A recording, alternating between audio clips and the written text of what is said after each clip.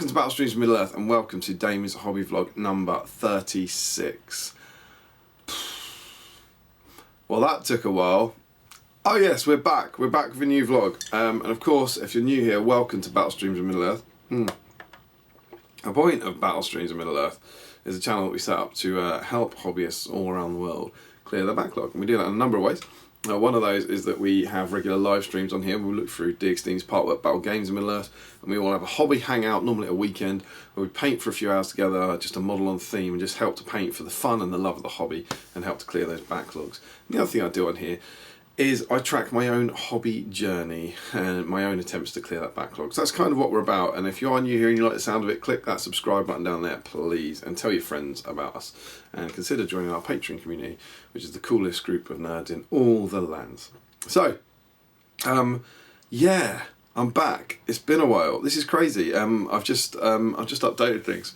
It is currently the last hobby vlog project that I released was published, I think, on the 28th of March, and it was talking about the hobby that I did in February, leading up to the GT. This seems to happen every year at this time of year. There's no surprises to it. We make a couple of new issues of our magazine at the first half of the year, and so that takes up some time, and maybe I'm less productive in my hobby, and I just tend to vlog about it less. But I had no sort of plans for this to happen. So we've got an awful lot to catch up on, and that's what we're going to do basically.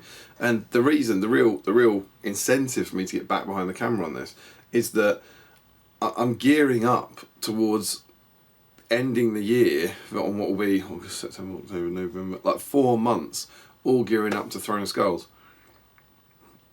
And I know how much you guys enjoy the Throne of Skulls vlogs, and so I've got to kind of get back on it for that. And I've got to kind of clear this backlog, the video backlog, the editing backlog really, to catch everyone up. So that's what I'm going to be doing. So my hope is that once you see this, it will then start a steady stream of hobby vlogs for the rest of the year, and we should become far more regular again.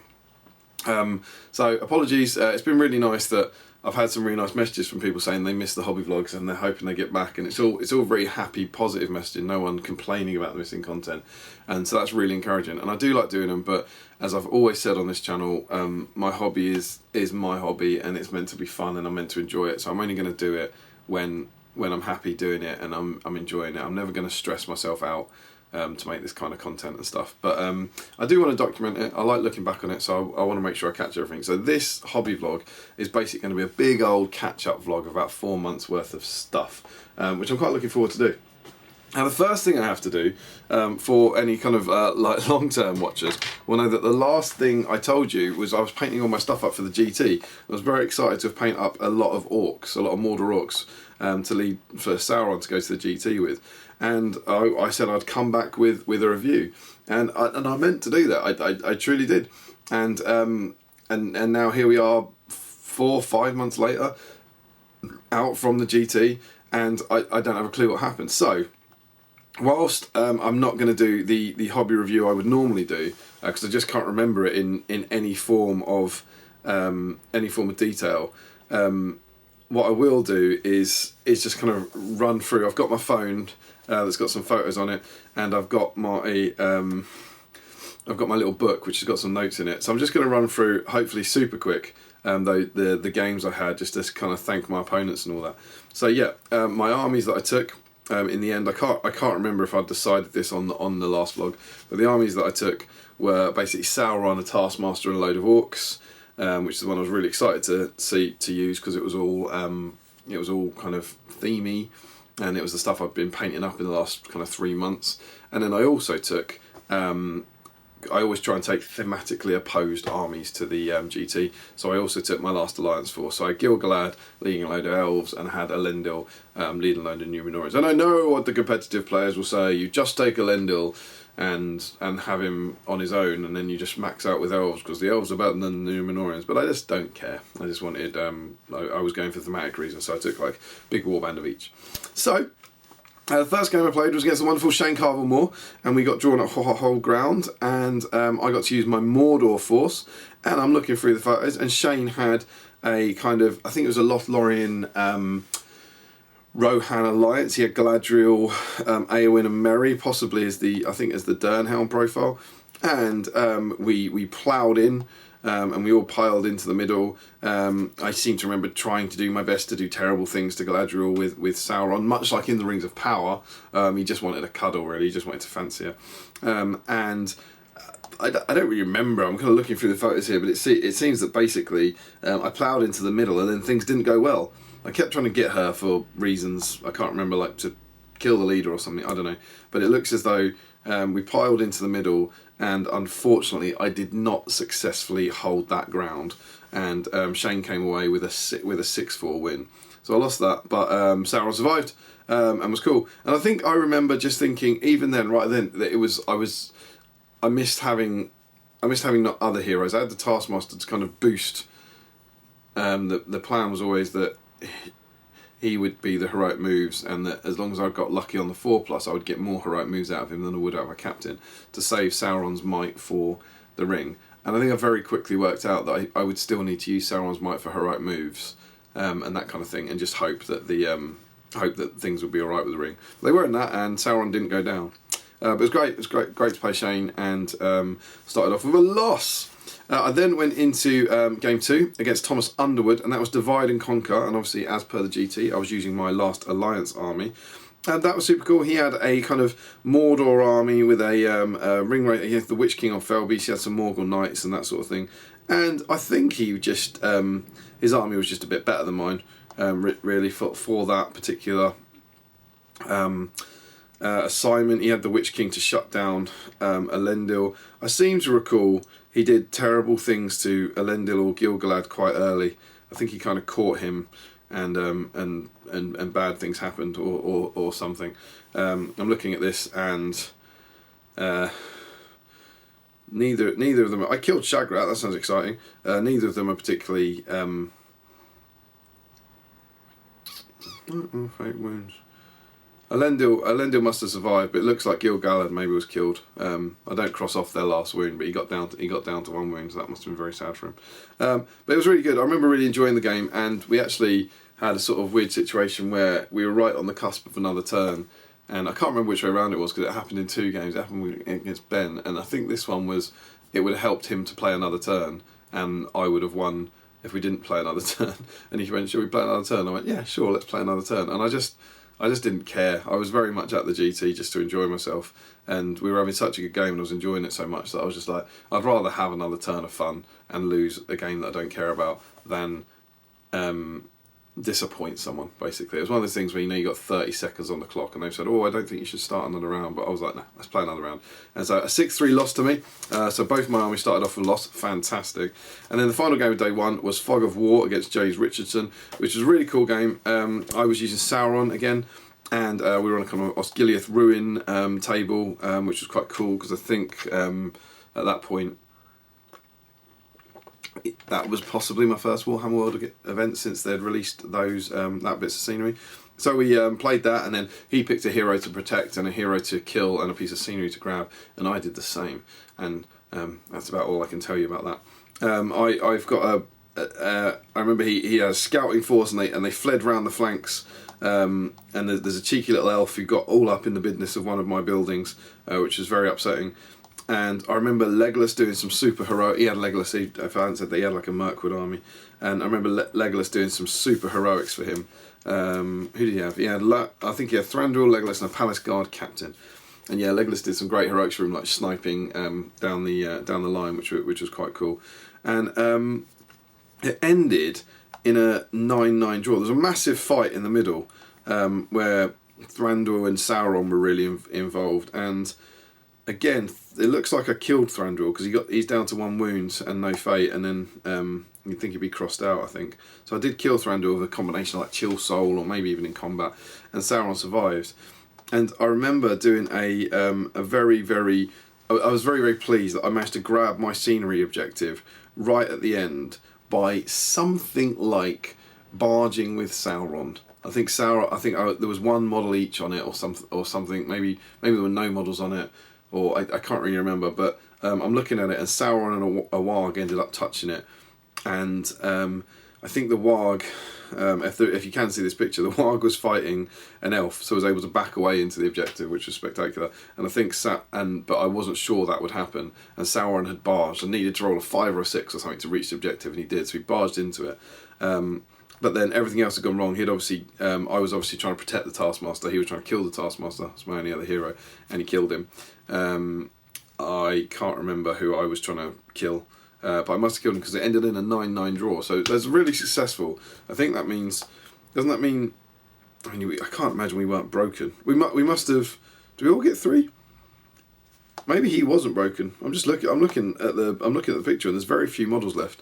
But I don't know how we get 9-9 without someone being broken. Maybe there was a hero who was alive or wounded or something. I don't really know. But it's a high scoring double. I couldn't tell you what we got. But it's really, really good fun. James was great to play against, and I really enjoyed it.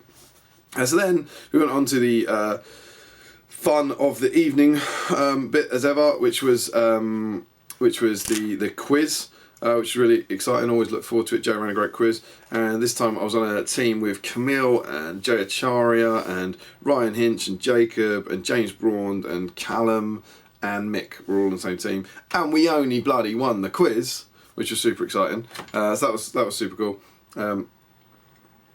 Lots of fun questions as ever, lots of fun had, and we had a great night. So that was good fun. And then, of course, on day 2, we had another 3 games. And my first game, I was up against Max Bennett at Destroy the Supplies. And bear in mind, I've ended day 1 on 2 losses and a draw. So, you know, not exactly a stellar performance from O'Byrne. So we're hoping for perhaps some improved fortunes on day 2. And yeah, I started off against Max, and he had I think it was a Mordor army, and he had like a troll chieftain. He had the Mouth of Sauron. He had a captain, and he had the Great Beast of Gorgoroth. And I think, just looking at the pictures, I think he ever so slightly. The biggest mistake he made was he ever so slightly overplayed the Great Beast. He I can't remember quite what it was, but does he have to move forward at full pelt? But he deployed it level with his army, so when it moved forward at full pelt, it was ahead of everything else. And I just took the opportunity to jump on it, and I managed to get Elendil with his big choppy sword and 8 elves onto the Great Beast of Gorgoroth, and I think I killed it in 1 turn, as memory serves. I think I was able to kind of chop through it, and maybe the crew then fell and died from falling damage or something. I'm not really sure. But on the next turn's picture, you can see there's a big Great Beast shaped hole. And obviously, you're trying to destroy each other's supplies. I had some flanking guys coming up the side to protect my objective, and he was making really good inroads on the right to attack one of my objectives, and that's where I sent Gil-galad off. So I had Gil-galad kind of protecting an objective, and I had Elendil fighting forward to defend other objectives.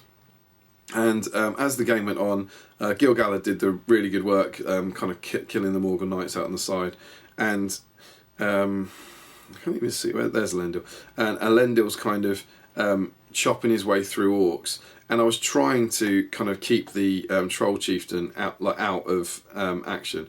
And you can actually see, hopefully the picture will appear. I think this was one of the examples of it where because I won priority, I was able to charge his battle line in a way that meant there was nowhere for the troll chieftain to get through, essentially. So the troll chieftain was kind of rendered useless for that turn, and then kept chopping through orcs. And then as a result of that, I was able to sort of push on to the objectives. I kind of broke through that, and you can see that right at the end, Elendil's fighting the troll chieftain. And I think basically I left it to when it didn't matter, when I didn't need Elendil anymore, because it was all about the objectives, and I could kind of throw him away. Whereas before that, I'd need him for his heroic moves.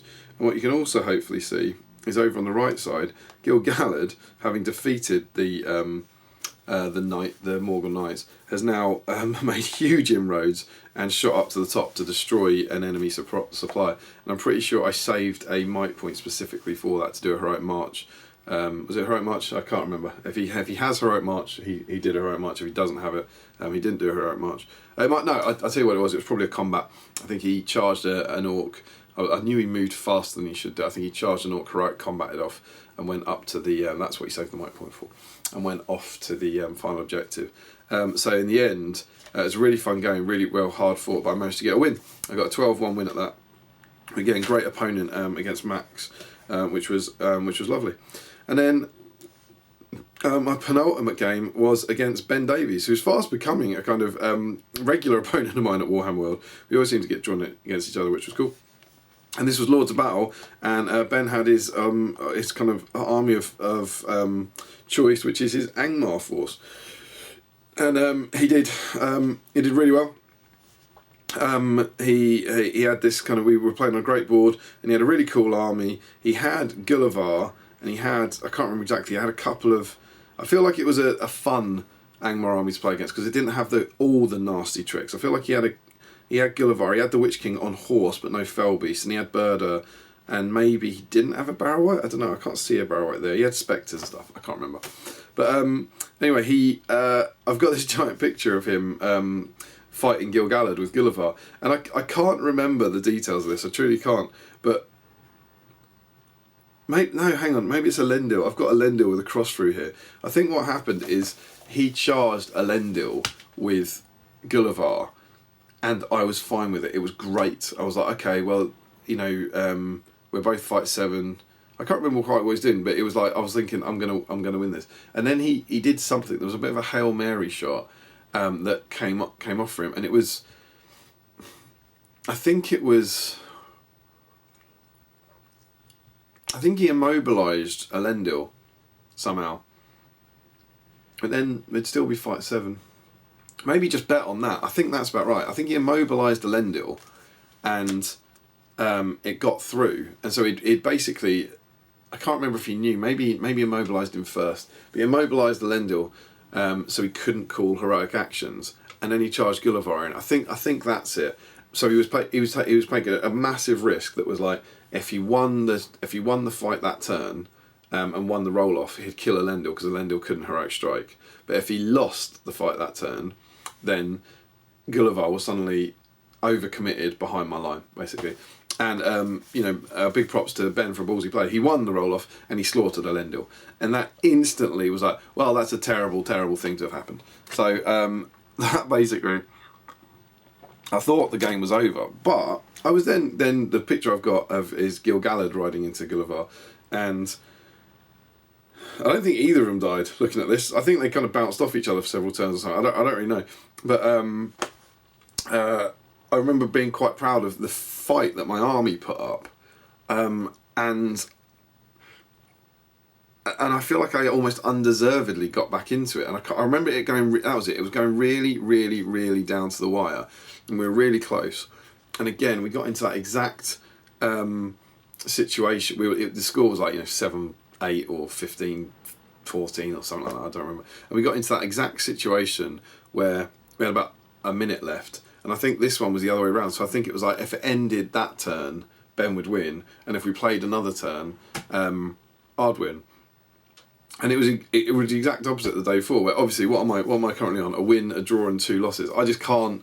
I can't do anything. It just doesn't bother me. I have no interest in the result of the game. I just want my opponent to be happy and the game to be enjoyable. And Ben kind of went, with 30 seconds left or a minute left or whatever it was, he was like, should we call it there? And I was like, so what? If we call it here, you win. If we play another turn, I might win. And he was like, yeah. I was like, yeah, let's call it there. And I just, my approach to kind of like fun, relaxed gaming seems to have taken a next step at this tournament, where I was just willingly removing the chances of winning. But I think I said to him, I was like, I think you deserve to win this game. I was like, you've played it best, and you've taken some big chances and big punts, and I think you should win it. And I don't really want to play out another turn with 30 seconds on the clock, run over into our break time, and then make you feel like you've been robbed. So we were both happy with the result, really. So that was good fun, and Ben was awesome as ever, and I really enjoyed it. And I look forward to playing him at the next Warhammer World event, as seems to be the case. And then the final game, and my records have failed me here, and I can only apologise, but it was Domination, and I can't remember the guy's name.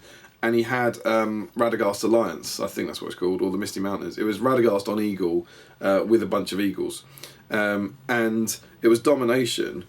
And so immediately I was like, well, I've got lots of Orcs and Sauron, but he's got lots of big scary birds. But as it turns out, it was just brutal for me, because all I basically did was, I think, well, you can work it out, whatever 700 points is for Radagast. Maybe Radagast and 5 Eagles, something like that, I can't remember. But it was basically just a case that I would move Sauron towards an eagle, command it towards me, and then slaughter it in combat. And then I just did that again and again and again. And it was also every turn, he was trying to kill my orcs, break me, maybe 25% me and be in the right place. But every turn, I was pretty much able to kill an eagle, which is obviously reducing his ability to hold enough objectives. And I think, it was great. And there was lots of hurling going on and lots of fun. It was played in really, really good spirits. But he just couldn't stop anything. As long as I wasn't 25%ed, he was not able to kill me. And I think because I don't break, I think that was it. The army bonus is that it's been so long since I played. Is the army bonus is the army doesn't break as long as Sauron's above half wounds. And because he hadn't touched Sauron, that means that however many orcs they killed, they weren't running away from objectives because I didn't count as broken. And so, yeah, it just went on like that. And I remember Sauron eventually gets into combat with Radagast, kills Radagast, and by the end of it, you can see that there is, you can see me holding 3 objectives there. Looks like there's 1 uncontested in the forest, and an eagle's on 1 with Sauron wandering towards him. So I think I held 3, so maybe that's 6-0, and then I think I broke him and killed his leader. So that's probably 8-0, something like that. It was a really good game. It was really fun. It was played in really, really good spirits, and it was really nice to be like properly mid-table for the last game where no one cared about how things went. So that was my experience at the GT. I'd love to tell you where I came, but I don't appear to have a photo of the results. But what's good is the Wanderers really turned up. Callan Edens had returned to the GT. He's one of my Wanderers, and he won it. Jay Clare, fellow Wanderer, came second, and I'll give him a shout out. Not a Wanderer, but Mr. Ed Ball finished in 3rd place. And so with Callum, Jay, and Ed coming first, second, first, there was very much there was very much some kind of humorous chatter between the young uns going, who the hell are these guys? And the old uns going that it felt like 2015. It was like the results from a 2015 tournament, which was pretty cool. And I must also give a shout out. So Callum, Wander in the Wild, finished first. Jay, Wander in the Wild, finished second. Chris Murphy, Wander in the Wild, got most sporting. So it was an amazing weekend for the Wanderers in the Wild that went to the GT. And I went too. So yeah, that was us. It was absolutely brilliant. I had a really cracking weekend. I also want to give a massive shout out to Phil Beale, who won Best Army, deservedly, with what is quite frankly one of the best pieces of hobby I have ever seen, which was his Smaug attacking Lake Town board. Just incredible. It was a converted Smaug, which I've never seen before, on a Lake Town house with fire coming out of his mouth. And then the whole board was converted. So Lake Towns were converted to be on fire. And then Tariel and the girls were in a boat. And there were little gags. So like outside Bard's house, he had Gaston from Beauty and the Beast's clothes hanging out because Luke Evans, who played Bard, also played Gaston. And Bard was firing the wind lance with Bane on his shoulder. And it was just stunning. And it was one of those cases where it's like, as soon as you see it on Saturday morning, like that wins Best Army. That he has poured blood, sweat and tears into that like nothing I've ever seen. And if he doesn't win it, it's a travesty. It's an absolute travesty. And I don't know what we'll do. And thankfully he did win it. So I was super, super, super chuffed for him. I was also very excited to get into the exhibition hall. They had the Return of the King 20th anniversary kind of display in there, which was really mega. So I got to go and have a look around there. And they had the old Grand, and they also had some of the scenery that Lewis Collins and Ash Hampstead Reed had made as part of their ongoing series. It was absolutely amazing. So there was a black gate that I think it said Lewis had built in an evening. Yeah, I can see the card here. I made the gates and towers in an evening using card, paper and crisp tubes, just spray painted and dry brushed. I wanted to show what can easily be made at home to look decent from a distance on a gaming table. And I mean, I don't think that looks decent from a distance. I think that's absolutely incredible, and quite how he did that in one evening, I don't know. And there was the Mount Doom bit with the Mount Doom kind of stairs going up and all that. It's really, really cool. So there was lots of all the boxes and models and the sprues and all that. But there's also some cool new hobby on display as well, which was super funky. So that was it. That was my experience of the GT. As I said, it's months and months ago, and I really can't remember too much about it. But as ever for Warhammer World, I remember enjoying it a hell of a lot. and really, really loving it. So sorry that wasn't the review you were probably hoping for in the in-depth review, but it does kind of give you an idea of how Sauron and the boys got on. What did we decide? Sauron won one, he drew one, and he lost one. So yeah, Sauron got one of all. He won a game, lost a game, and drew a game, whereas Gil-galad lost a game, won a game, and lost the game. So Sauron did better. The evil force did better than the good force did, which is cool. But yeah, that was the GT. Super fun. Well done to Ed Barfield and Chris Charles and Andy and everyone else in the events team there who always put on such a great show. It was amazing, and I can't wait to get back to the Warhammer World for the next one. So that should have been the vlog that you got in April time, and then basically, despite the fact I haven't been vlogging, through March, April, May and June, I have been painting stuff geared towards B-Sime, so stuff I've been painting up in the streams, and geared towards the next 2 issues of SBG magazine that we were working on in those kind of 4 months. And so what I'm now going to do is take it over to the desk and show you all the stuff I've painted and talk you through all of that. And I'll come back here to debrief and see how we're doing on our backlog numbers. So let's jump over there now. All right, so here we go. It's time for a big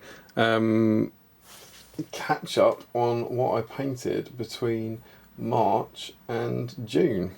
So things started off in March with me finishing off some Rangers. I was doing some B-Sime Gondor stuff on some streams, and a few years ago I painted 8 of my plastic Rangers, so I had 4 left, so I did these. So absolutely nothing special whatsoever, because he needs a bit of a dust at some point.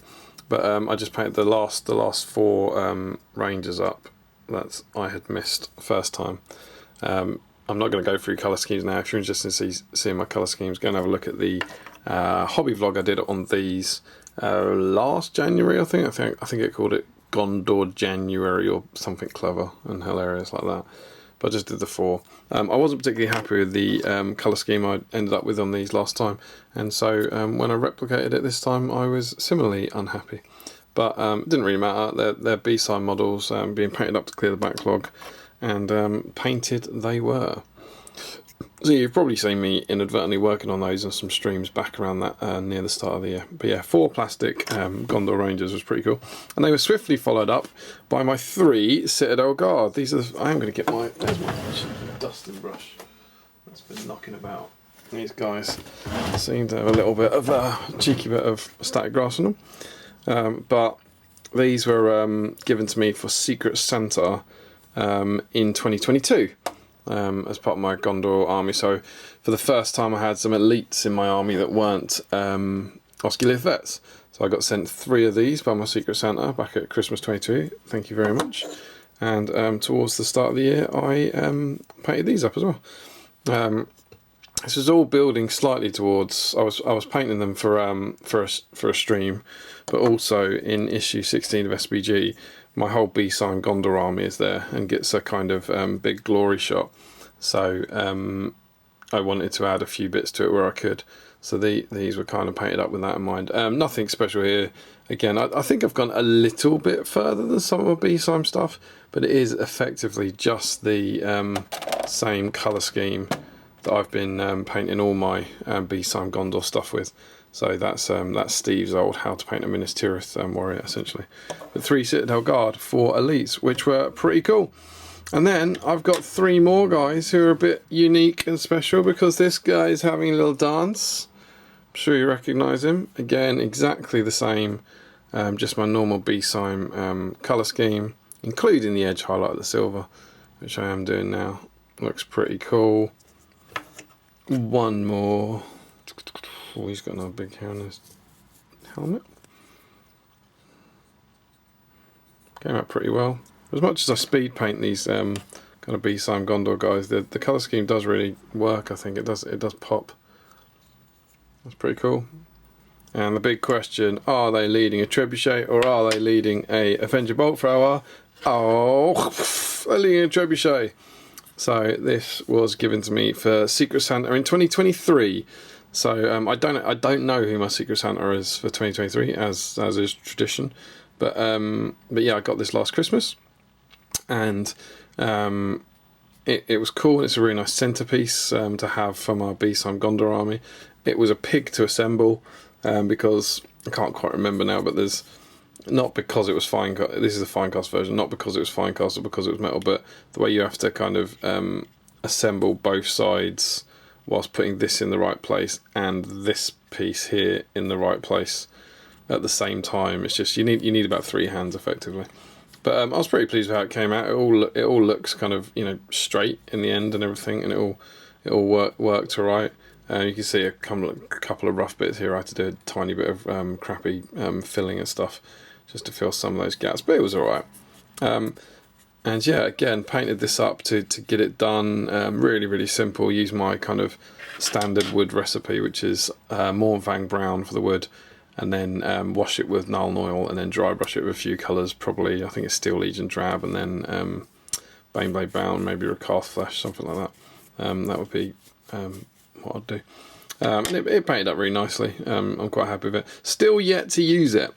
Took a nice photo of it for the magazine, but haven't actually used one in game. So I'm kind of keen to get another use of my Gondor army out at some point where I can actually take a trebuchet and take it to the field of battle and see how it gets on.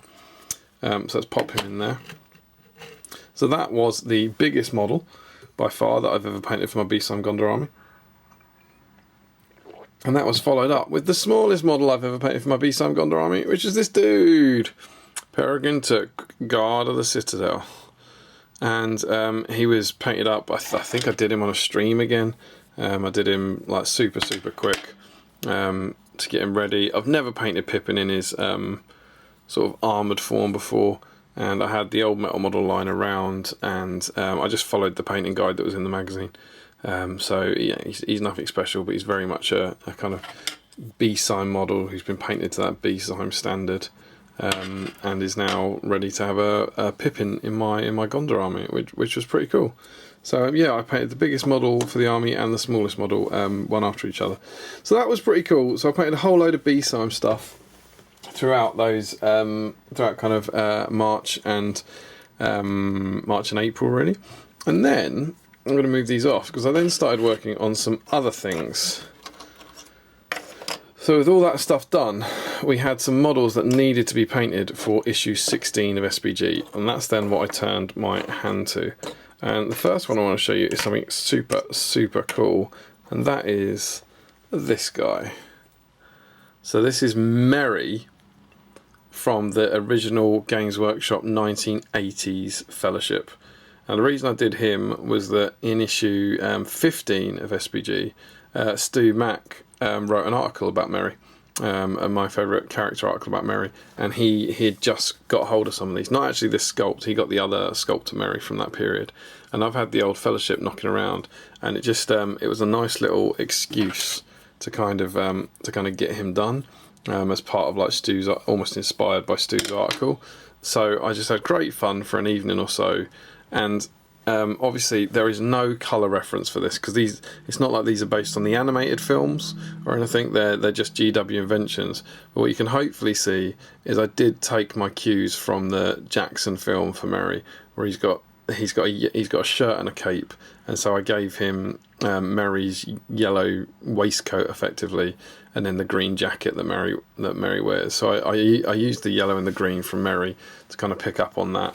And as and when, in the fullness of time, I paint the rest of the members of the Fellowship, because I've got all 9, I do think I'll try and do the same. So try and paint them in the Jackson colours, basically. But my ideal with this, my dream has always been to take this set to Games Workshop, take it to an event, like a Warhammer World event, because they are Games Workshop models, they are official models, and use them as a Fellowship ring. I think that'd be super cool. But he was fun. He's also like chock full of character. It's nice to paint something from an earlier age where it wasn't covered in extra detail, but there's lovely character in the face. I was pretty pleased with how his face came out and everything, and yeah, he got a nice glory shot in issue 15 of SBG, so that was cool. It was fun to do. So then with that in the bag, I had some models to paint for issue 16 of SBG, and I started with some spooky boys. So issue 16 is, which we've just finished. Do you know what I'm going to do? Issue 16 of SBG, which we did finish. We did get it done. I realise this is lots of catch up. I should also include issue 15, but I haven't got it here. But issue 16, which is, as I'm recording this, kind of really just come out. But this is the last issue that we're looking at the Two Towers, and it includes the kind of battle in Osgiliath. It's Frodo and Sam's journey. And so, as you can see, we took some hella cool pictures for the Dead Marshes. And we need to do the Dead Marshes and the Taming of Smeagol. So, I painted up some Dead Marsh Spectres. I've had these lurking in a box for absolutely years, but I painted them up. They were really good fun. I couldn't tell you how I did them in the end. I think I base coated each model like you would normally. So it was base coated like a Numenorian, base coated like an elf, and base coated like an orc. And then I started adding in the spooky bits from there. So the idea being that my hope was that behind all the kind of bluey green, you can still see signs of the original model. But I just made it up. I just mixed up loads of kind of bluey greens and painted them in. I know I used Nihilech oxide or whatever it's called to paint into the cracks. So you should actually see, just look in there, there's actually some bright green in the shadows. I kind of almost inverted the colour scheme where I painted this kind of really bright luminous green into the shadows and left it there, where obviously normally you'd have the darker colours in the shadows, just to try and give them this sort of eerie glow.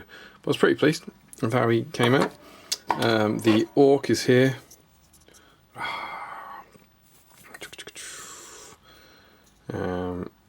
So here's the orky boy. Again, similar colour scheme, so he looks like him, but you should see different colours kind of coming through behind, is the idea. And yeah, I was really pleased with how they turned out, but I couldn't possibly match it again if I had to paint any more. And of course, the bonus for me with this is that with all this exciting Angmar stuff coming out, these fit into a bit of an Angmar army. So much like I was painting all those metal orcs at the start of the year, I've now painted these, and I'm inadvertently got the beginnings of an Angmar army, which is pretty cool. And finally, I think my favourite one, everyone's favourite one really, but this awesome elf. And again, he's potentially the most successful. You can really see the gold armour coming through, but hopefully with a kind of bluey greeny hue. Really, really lovely model. Again, you can hopefully see that his gloves are slightly brown. So yeah, I was pretty pleased with the kind of, they kind of did what I wanted, where I wanted them to look like the original models that had then sort of been greenified or ghostified, as opposed to painting them like ghosts. But yeah, I was pleased with how they came out, and yeah, that was good fun. And alongside that, because I say we had time, you never really have time, but just about. I had a bit of time. I did an absolute speed paint on this guy. This is the Riddles in the Dark Smeagol, and he's all right. He's not bad. He's come out all right, but it was super quick. I think both of his eyes look good from different directions. So like that looks good, and I think that looks good, but this doesn't necessarily look good. So they're both good eyes, but they're not a good pair of eyes, if that makes sense. But the reason we wanted this guy was because we knew that Gollum was going to be a major part in the issue, because we go through like the Taming of Smeagol, and we go through the Dead Marshes, and then we go to Osgiliath, and having a Gollum model that's not on a rock, we thought would be really useful. You know, that he's either on a rock holding a fish, on a rock crawling all over it, or on a kind of tall rock crawling down in the Lord of the Rings ones. So we painted this guy up, so we had some options. I'm really glad we did, because we used him a lot, and he did come out all right. So yeah, I've got to say, I'm sure that most of the viewers here will be aware of the magazine, but if you haven't picked it up yet, do. But some of the photos we got in this, we were really pleased with. So like the Dead Marshes here, you see like you got Sam running down and Gollum, and here, and we were just really happy with this kind of environment we made for the Dead Marshes. If we kind of pan along the bottom here, we didn't have a Dead Marshes board, and I'll let you behind the curtain a little bit on this because it's good fun. But I don't know if you recognise it, but that board, you can see here the actual water, this is my Watcher in the Water board that I built for B-Sime so many years ago. That 2x2 square where we played the Watcher in the Water out. Same up here, you might be able to see slightly more of it. That's the kind of rocky background of that. That's the blue of that. And then what we just did was chuck loads of kind of pieces of slate and lichen on top of it. This is a little hill of toms. These are the Azanobazar cliffs in the background and some clump foliage we dumped on. And then like the same down here, it's just that Watcher and the Waterboard covered in lichen and slate. And it just worked really well. We were just delighted with it. So got some really, really nice photos out of that. And then of course they move past that and they get to Osgiliath, which is all together different levels of photos. Let's give you a cheeky view of this. There you go. There's our centre spread for this one. Rick Fryer's amazing Osgiliath board. About 600 models this time. Ringwraith looming large over Osgiliath, but it's pretty mega. So yeah, that was issue 16. Very proud of it. Pick up your copy now. And of course, for issue 16, we needed a fellbeast. Tom has painted one fellbeast, I think. It's the Witch King. He did it many, many, many years ago. And so we knew that for this issue we were going to need a new fellbeast that was hopefully pretty well painted, and was just using a generic wraith as opposed to the Witch King. And so, fun story about this model. I reached out to our patrons over a year ago because there was a chance. I think the Osgiliath issue was planned to be last summer actually, and then when the board just wasn't quite ready in time, so we swapped it with the Helm's Deep one. And so just over a year ago, or a year and a half ago, I reached out to our patrons and said, has anyone got this model, specifically this one? Because we knew we wanted it not to be a plastic one. I'll show you the shot that we knew we wanted to recreate. It's that really iconic shot, and we did squeeze it in. Oh, it's not there. Where is it? We wanted to do this, you know, like the fellbeast looming over Frodo. And you need this model for it really, to have it kind of, because that's of course what it's sculpted to be, isn't it? This sculpt was originally done to be that moment effectively, and one of our patrons, Jamie Wiggins, had one, and he sold it to me at a genuinely very, very reasonable price for given it was an out of production fellbeast, and about a week later it went up on made to order. And we had a good laugh. It was slightly cheaper, but we couldn't help but laugh at it because, like I said, it'd done me a very good price on it as it was. But we got into this habit. I think a similar thing happened again a bit later, and we got into this habit that if I ever buy a model, it was then made to order almost instantly afterwards. So yeah, cheers to Jamie for sorting me this out. It was great to get it done, and it's my first ever fellbeast. I've never painted a fellbeast before, so that was super cool. I didn't know where to start, and so I used the painting guide from Swords and Brushes from Chris, who's another one of our patrons. Check out his Swords and Brushes channel, it's awesome, and he did this brilliant job, brilliant article on how to paint fellbeasts, and I just followed that as close as I could, and it was cool. And I've got to say, even holding this, it's giving me memories back. I didn't enjoy this in the slightest. It's a big, heavy model that's very top heavy and hard to balance. And I had it on a big painting handle as well, but that just makes it even higher and even more likely to tip. It wasn't fun to paint, but despite it not being fun to paint, it didn't take very long to paint. It only took me like the equivalent of a few days or a few evenings, and I was quite pleased with it as I kind of go and have a look at the little beastie's head. He came out well, thanks to Chris for doing the painting guide, because I just followed that, and it's got far more blue in it than I would use. I would have done blacks and greys, but Chris is there's a certain point when you're following the guide where you are just painting it kind of blue, and I was like, what the hell is this? But once you've washed everything down and darkened everything down, I think it does really, really work, and I liked the wings. It doesn't look nearly as good as Chris's does, despite my best attempts to follow it, but I was pleased with it, and I think the kind of blending and the colours underneath here do look really cool. So I was really, really pleased, and it was a lot of stress, and I got it done the week before the photo shoot, and I was pretty happy with it. But as is often the way, I was even more happy with it when it was photographed, because I should show you this. Look how good it looks here. This looks far better than the model I was just holding, right? Just the kind of the like lighting that Jim puts on it in the photos. It suddenly looked incredible. So it was super, super awesome to get that done. He features throughout, and the fun thing was when we were painting him, I don't think we ever assumed he was going to be on the cover. But it was really nice to kind of go to that effort and get a really cool centerpiece model and have him turn up on the cover of the magazine. Kind of feels like it makes it all worthwhile. So yeah, there we go.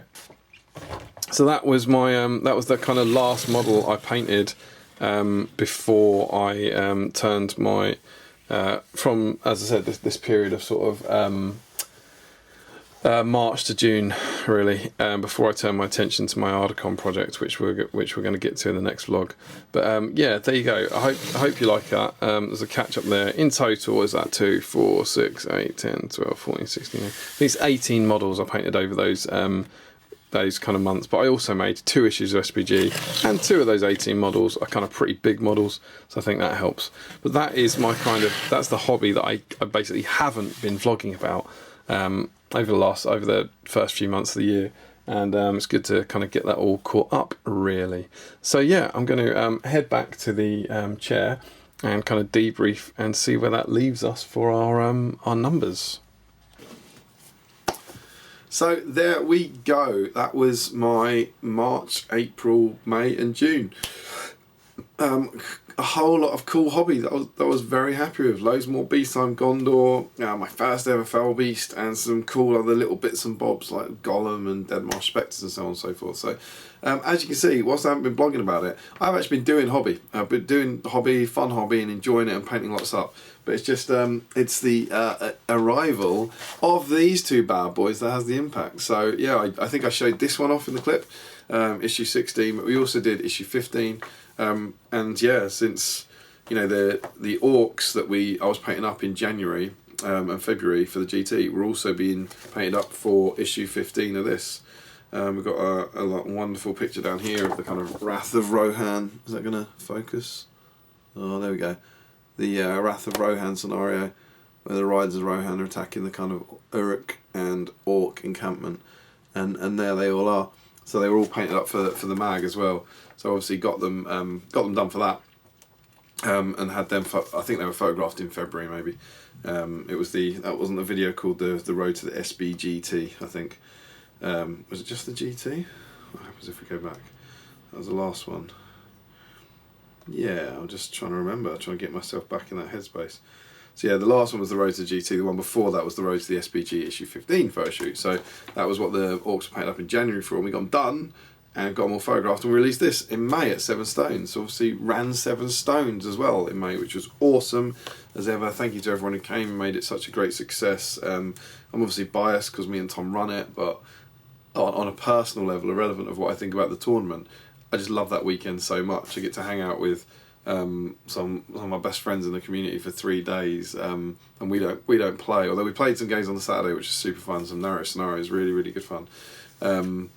But it's just nice hanging out with people and just seeing everyone so happy and enjoying hobby. So whilst I didn't get to go to doubles, I might have talked about that at the start of the year in a vlog, the disappointment that Warhammer World doubles was scheduled on the same weekend as 7 Stones, which is a real shame. So I didn't get to go to that this year and ride to war with Adam as Trokenberg again. But we did run our own tournament, and it was a great success, and we loved it. And we launched this here, issue 15 of SBG, the last March of the Ents, with this the fantastic Isengard board and Orthanc Tower that was built by Dave and Keith from Indore Models. And we had Dave Fredericks join us with his Ent army. So there's a little preview of that bad boy. There you go, look at that. It's not bad for a kind of cheeky little Isengard table covering an Ents. So yeah, that was a lot of fun. But this feels like forever ago to me. Because as well as that, as I showed you on the table, we released this one, so issue 16. It was done and released for at Ardacon, and so yeah, it was good to get that done and good to get it out there, and all that sort of stuff, and to show you like kind of all the content we've been working on for that, and that's what the fellbeast was for and everything. So yeah, I'll flick through this one as well, but I won't do it again, but. That is kind of why there's been no hobby vlogs, really, because all my extra hobby time and hobby effort goes into producing these in that kind of first half of the year.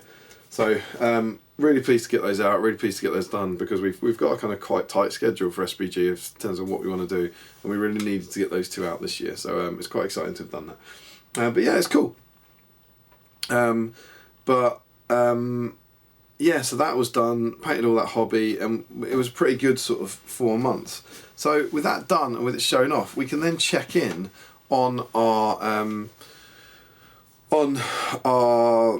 stats for the year. I think I've gone up to February before.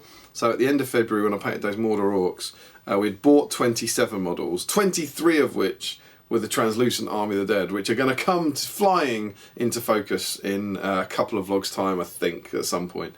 But yeah, so it's not 23 real models to paint, because 23 of them are translucent. But yeah, and it was just my trebuchet. So yeah, 27 models added to the backlog, and by the end of February, I had painted 28. So we're in positive figures. So let's have a look at March. So in March, I painted 3 Citadel Guard, and I painted 4 plastic Gondor Rangers. So I painted 7 models, so not great, but again was deep in SBG goodness at that time. And still didn't buy any. So at the end of March, we were on 27 painted, 27 bought for the year, 35 painted. In April, nothing, nada. Didn't buy anything, didn't paint anything. And I think the reason for that is, I'm just looking at what I paint in May. I think, again, April was a big month for SBG. I think I did a lot of cleaning up, and I think I started painting things I didn't finish till May. So in May, I painted the old Citadel Merry, I painted the Trebuchet, which still only counts as one, and I painted the 3 Trebuchet crew. So I I painted 5 models, and I also got the Rohan captain who came back. I think it was on a made to order. The guy with the axe, the guy who's never been available separately. The guy holding his axe up. I picked him up. The banner bearer went straight in the raffle at 7 stones, so because I already had him. So yeah, I bought 1 more model and I painted 5 in May. So that was 28 bought and 40 painted by the end of May.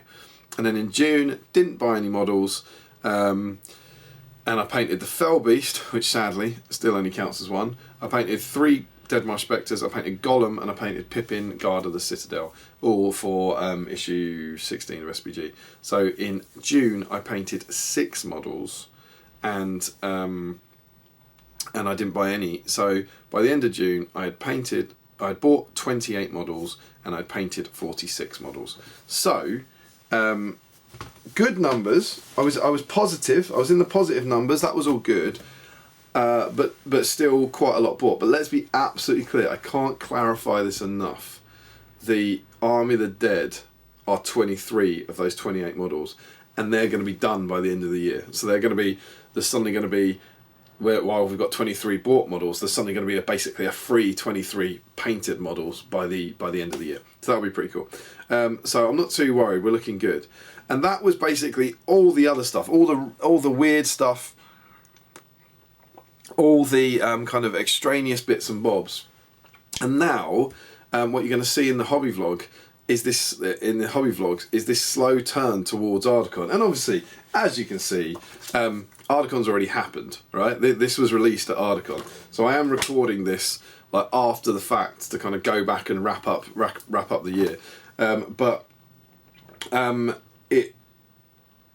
My hobby then turned to Ardacon. So the next hobby vlog, and obviously it's weird jumping around all over the place. Just I've been filming bits, but I just haven't been filming the intros and the outros and all that sort of stuff.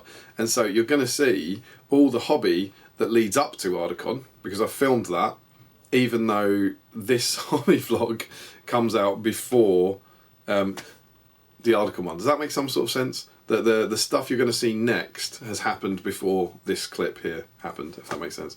So yeah, I'm recording this after Ardacon, after we launched SBG, and you're going to see in the next vlog all the hobby that I tried to do in the lead up to Ardacon.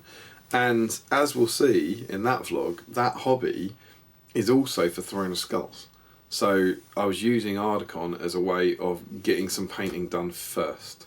So for the next, in the hobby vlogs that cover basically the next 5 months of the year, July, August, September, October, November, you're going to see everything that I'm painting in one giant project, which I don't think is a big spoiler to say is Hobbit related, is all gearing up to the end of the year and Throne of Skulls, basically. So yeah, that's what's coming next, and there's very little else. There'll be as I said, there'll be a break for the Army of the Dead, and there might be the odd B-side model here and there, but other than that, for my hobby, as of June, it was looking forward to 5 months of painting hobbits and hoping to end up with something pretty special. So yeah, that's where we are. That's what you can look forward to. As I said, that hobby vlog is all done, all filmed, all finished. I just had to come back and film this clip and then edit this and release it before that next hobby vlog. So my hope is after you watch this, you should be getting another hobby vlog leading up to Ardacon pretty soon. And then after that, you should be getting the start of the hobby vlogs that lead up to Throne Skulls pretty soon after that. So yeah, apologies for being away for so long. It's nice to be back on the wagon, so to speak. And I hope you've enjoyed this big old catch up and you got some painting done. As ever, please leave us a comment. Let us know what you think. Let us know what you liked in the video, what you're looking forward to in future videos. I really, really love comments. And I try to reply to them all. They really do mean the world to me. Click like, click subscribe, join our Patreon scheme if you want. And otherwise, we will see you next time on either one of our live streams or my hobby vlog here on Battle Streams in Middle Earth.